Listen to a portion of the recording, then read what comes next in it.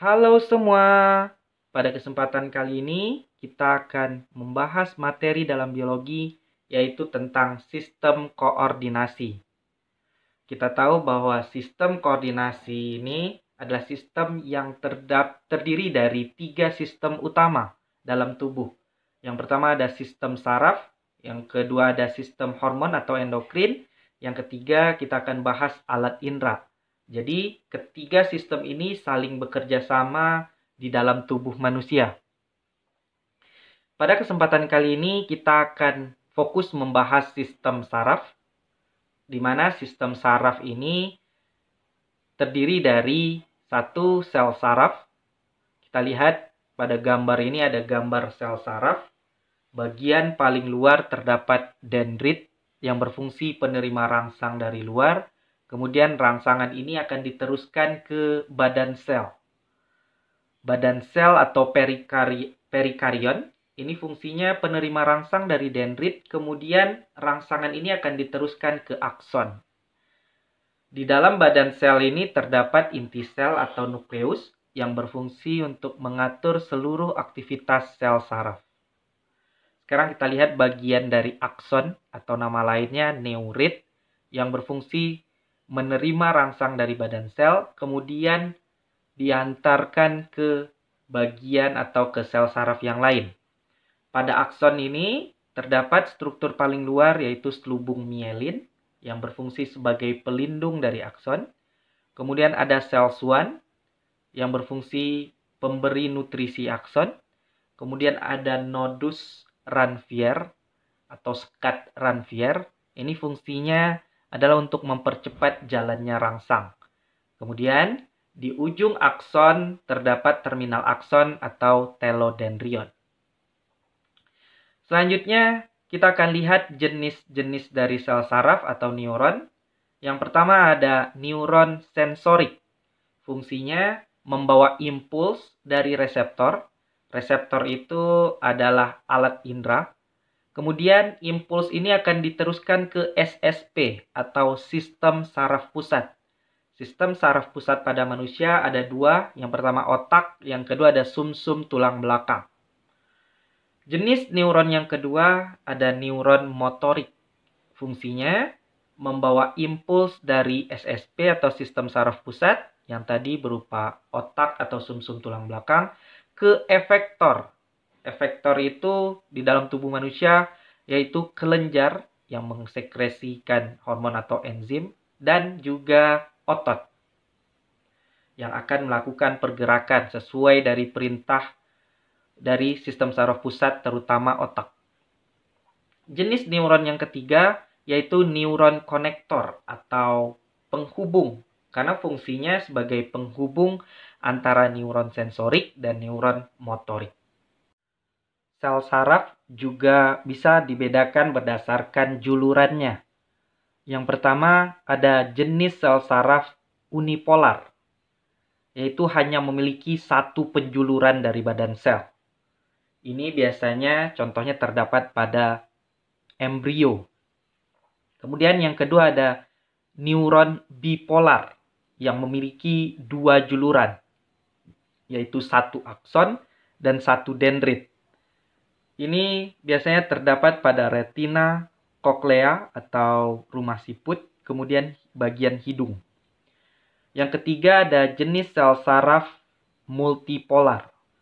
Artinya memiliki banyak sekali juluran, ada 1 akson dan banyak dendrit. Contohnya terletak pada otak dan sumsum tulang belakang atau STB.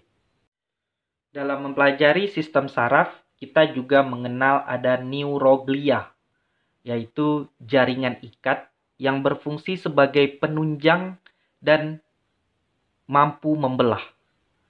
Neuroglia ini terdiri dari 4 jenis. Yang pertama ada astrosit, bentuknya seperti bintang. Fungsinya sebagai lem penyatuan antar neuron atau sel saraf. Yang kedua ada jenisnya oligodendrosit yang berfungsi sebagai pelapis akson atau neurit. Kemudian ada mikroglia, ini fungsinya sebagai sistem pertahanan atau imunitas. Dan yang terakhir jenisnya ada sel ependima. Fungsinya pelapis rongga otak dan rongga sumsum tulang belakang atau STB. Selanjutnya, kita akan membahas sinapsis, yaitu hubungan antar neuron atau hubungan antar sel saraf satu dengan sel saraf yang lain. Sinapsis ini memiliki 3 bagian utama. Yang pertama ada prasinaps. Prasinaps itu adalah terminal akson. Kemudian ada celah sinaps, celah antara prasinaps dengan pasca sinaps. Pasca sinaps itu adalah dendrit pada sel saraf yang berikutnya. Di dalam terminal akson ini terdapat neurotransmitter. Ada 2 jenis neurotransmitter. Yang pertama ada eksitasi, berfungsi untuk meningkatkan impuls. Zat-zat yang berfungsi untuk meningkatkan impuls itu ada asetilkolin dan norepinefrin. Kemudian neurotransmitter yang kedua ada yang berbentuk inhibisi atau penghambat impuls.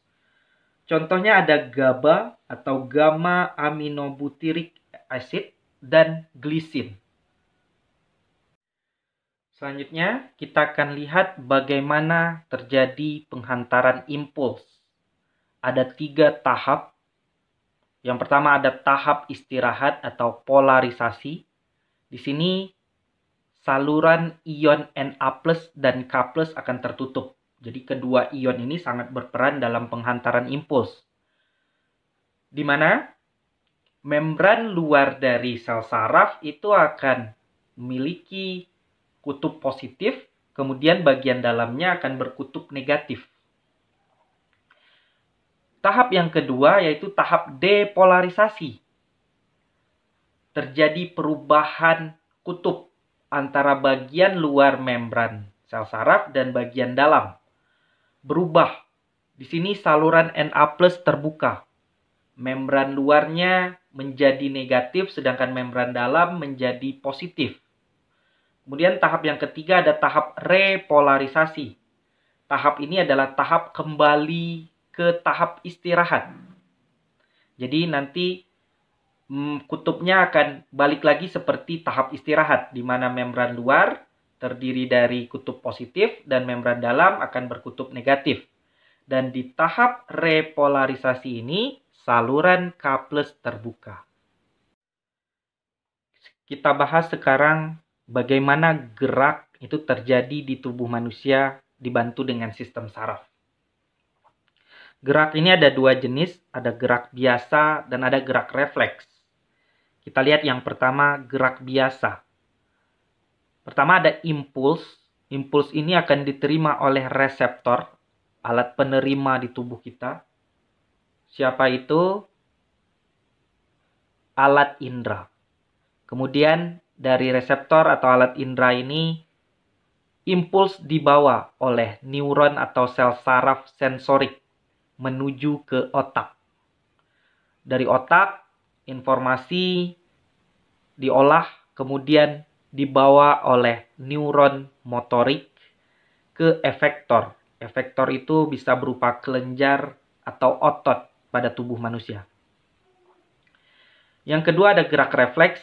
Geraknya hampir sama dengan gerak biasa, cuma yang berbeda adalah impuls pada gerak biasa itu sampai ke otak, sedangkan impuls pada gerak refleks hanya di STB atau sumsum tulang belakang.